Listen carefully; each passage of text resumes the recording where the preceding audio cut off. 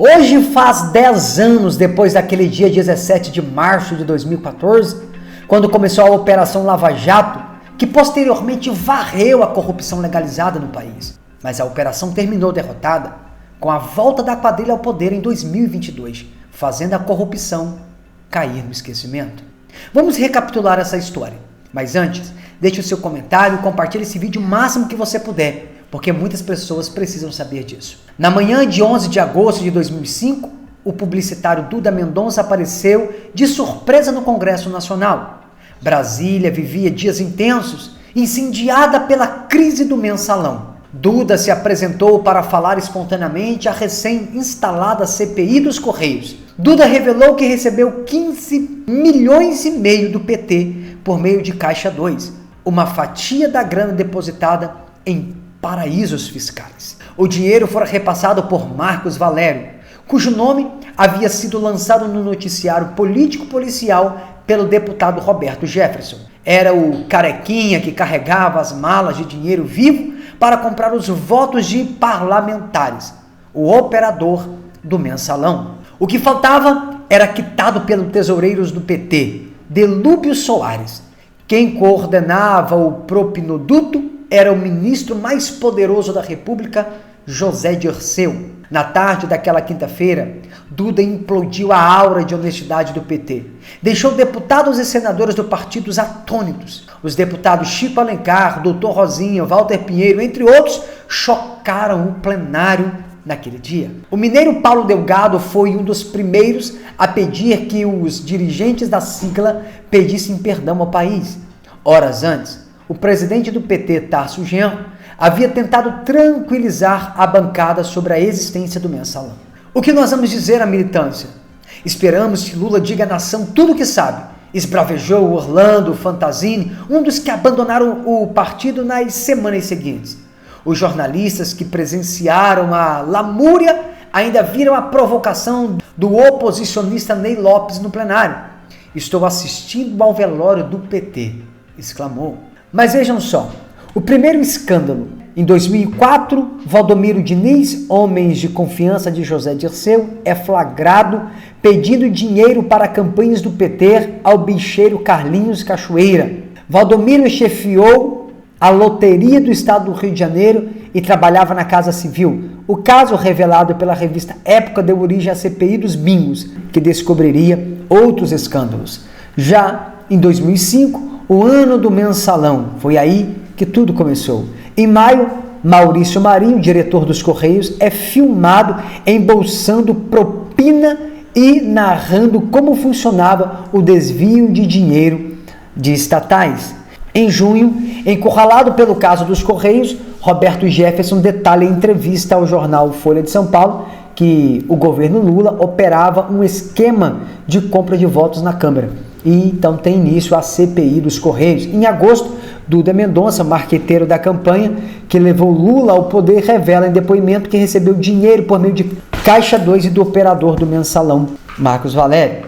Em 2006, o caseiro da chamada Mansão do Lobby relata a CPI dos bingos que o então ministro da Fazenda, Antônio Palocci Filho, frequentava reuniões para partilha de propina. O caseiro tem um sigilo bancário quebrado. O caso derrubou Palocci, o presidente da Caixa, Jorge Matoso. E aí vem o procurador-geral da República, Antônio Fernando de Souza, e denuncia 40 envolvidos em esquema de desvio de recursos públicos para compra de apoio no Congresso e financiamento ilegal de campanhas. São aí 40 ladrões, O ministro Joaquim José Barbosa é escolhido como relator no STF. E aí, às vésperas das eleições, a Polícia Federal prende petistas que tentavam negociar dossiês falsos, ligando os tucanos José Serra e Geraldo Alckmin à máfia dos sanguessugas. Um dos aloprados era o sucessor de Aloysio Mercadante, Nos corredores do Congresso, os telefones celulares dos repórteres tocavam sem parar. Alvoroçadas, as direções de jornais, rádios e emissoras de TV tinham uma recomendação em comum. A oposição deveria ser questionada sobre o pedido de impeachment de Lula. Essa história aconteceu há 17 anos. Um ano a mais do que tem de idade os jovens convocados pela esquerda a votar em Lula na eleição passada. É nessa faixa do eleitorado que não conheceu a maior engrenagem de corrupção já engendrada na máquina estatal que a esquerda aposta suas fichas. Para isso, mobilizou influenciadores digitais, artistas e professores em sala de aula, infiltrou bandeiras vermelhas em festivais de música, convenceu a Anitta a pedir que seus amigos internacionais, como Leonardo DiCaprio e Mark Ruffalo, que aderissem à campanha pelo cadastramento de eleitores adolescentes, ainda que nenhum dos dois saiba onde ficam o Carapicuíba, Rondonópolis ou Vale do Jequitinhonha. A crise do mensalão só terminou em 2012, depois de um julgamento que durou 1 ano e meio no Supremo Tribunal Federal. Dos 40 acusados, dos 40 ladrões, as prisões de figuras graúdas do PT, como José Disseu, José Genuíno e ex-presidente da legenda Delúbio Soares, tesoureiro da sigla, e João Paulo Cunha, ex-presidente da Câmara, pareciam representar um divisor de águas no combate à corrupção institucionalizada. Enquanto isso, Roberto Jefferson, Valdemar da Costa Neto, Pedro Correia, banqueiros e operadores foram condenados a penas severas pela caneta do relator da corte, Joaquim Barbosa. 2011, vem o Ministério Dominó. O primeiro ano de governo de Dilma Rousseff é marcado pela queda de ministros em série, acusados de desvios, entre eles Antônio Palocci, Wagner Rossi, Orlando Silva, Mário Negromonte e Pedro Novaes.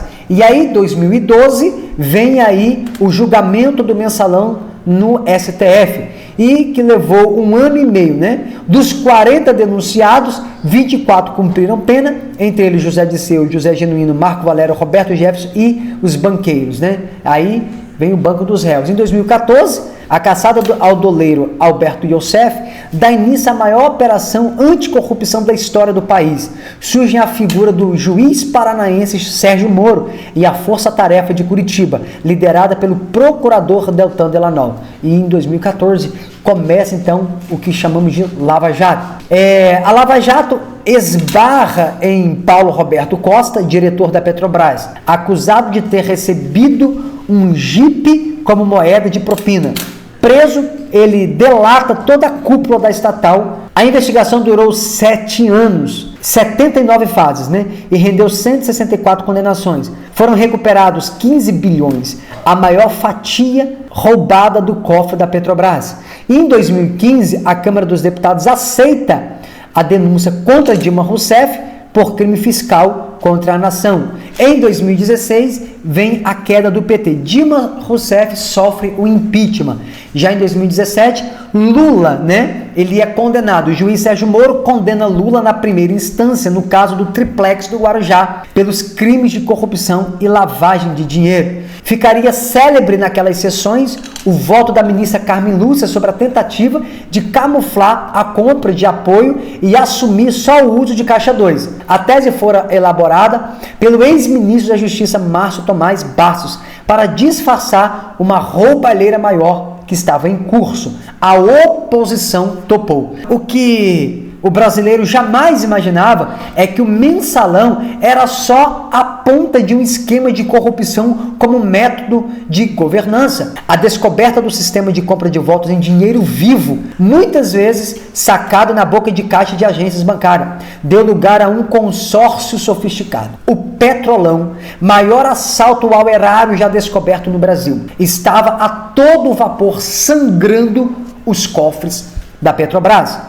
Voltando a 2014, um grupo de investigadores de Curitiba perseguia o doleiro Alberto Youssef numa operação batizada de Lava Jato. O nome fazia referência a um estabelecimento de fachada para lavagem de carros num posto de gasolina em Brasília, onde também funcionava uma casa de câmbio. O fio dessa apuração levou a Polícia Federal até Paulo Roberto Costa, diretor da Petrobras. Enrolado até o pescoço com evidência de desvio de dinheiro, Costa foi preso e decidiu falar. Na época foi pressionado pela família, principalmente pelas filhas, a assinar um acordo de colaboração para não passar anos atrás das grades, porque havia ainda o temor de que elas também fossem presas, A delação de Costa foi um rastilho de pólvora que durou 7 anos e levou a mais de 160 condenações de políticos. Gigantes do meio empresarial, lobistas, empreiteiros, operadores e doleiros. A Lava Jato, como eu disse, recuperou 15 bilhões. Os próprios investigadores do esquema afirmaram que esse valor não chega à metade do que foi roubado. Nesse capítulo da novela policial emergiu a figura do Sérgio Moro, responsável pelas condenações da Lava Jato e pela prisão de Lula em abril de 2018. No ano em que Jair Bolsonaro derrotaria o projeto de poder do PT nas urnas, Moro era uma estrela nas ruas. Tratado como herói, viu sua popularidade explodir e resolveu trocar a sua magistratura pela política. Escolha que tornaria a mais errada de sua carreira. Em 2017, Moro havia condenado Lula no caso do Triplex no Guarujá, pelos crimes de corrupção e lavagem de dinheiro. A condenação em primeira instância por corrupção e lavagem de dinheiro, no caso do sítio de Atibaia, aconteceu quando o ex-presidente já estava atrás das grades. E aí, em 2018, o ex-presidente é condenado em segunda instância no caso do Triplex. O Tribunal Regional Federal da 4ª Região aumentou a pena para 12 anos e 1 mês de prisão. Abril de 2018, Lula é preso em 7 de abril, Outras condenações estavam em fases de recursos. Em fevereiro de 2019, Lula é condenado em primeira instância no caso do sítio de Atibaia a 12 anos e 11 meses por corrupção e lavagem de dinheiro. Em agosto de 2019, a Justiça de Brasília anula a denúncia do sítio de Atibaia. Em novembro, o petista é solto depois de 580 dias preso por decisão do Supremo. A Corte determinou que criminosos só poderiam ser presos depois de o caso ter tramitado e julgado, e não mais depois da condenação em segunda instância, contradizendo uma decisão de fevereiro de 2016 do próprio STF. E aí, em 2021, o Supremo anula as condenações da Lava Jato contra Lula. A Corte decide que Sérgio Moro foi parcial em suas sentenças e que a vara de Curitiba não era a jurisdição correta para julgamento. Então, o petista está oficialmente apto a disputar as eleições. E aí entramos, então, em 2022. As decisões do STF produzem um efeito cascata para os demais condenados. Empreiteiros e até delatores pedem de volta o dinheiro que tinham confessado ter origem em esquema de corrupção. É extremamente um absurdo. A propina volta novamente a estar em rota. Lula, que passou 580 dias numa cela gourmet na sede da Superintendência da Polícia Federal no Paraná, que enquanto nesse período recebia visitas com frequência, manteve regalias e continuou fazendo política e até arrumou uma namorada lá dentro. Nos anos seguintes, os mesmos ministros togados, a maioria nomeadas pelo PT, anulariam as condenações de Lula por supostas falhas processuais. Dos 11 processos, ele foi absolvido em apenas 3. Os outros 8, contudo, foram malandramente encerrados, suspenso ou as acusações prescreveram. E o petista pôde então voltar às urnas. Enquanto isso, o Supremo Tribunal Federal segue empenhado em apagar os últimos vestígios da Lava Jato. O desmonte da Lava Jato deve provocar uma onda de impunidade no nosso país. Agora, nenhum político de esquerda vai para a cadeia. Só inocentes são presos nessa nação.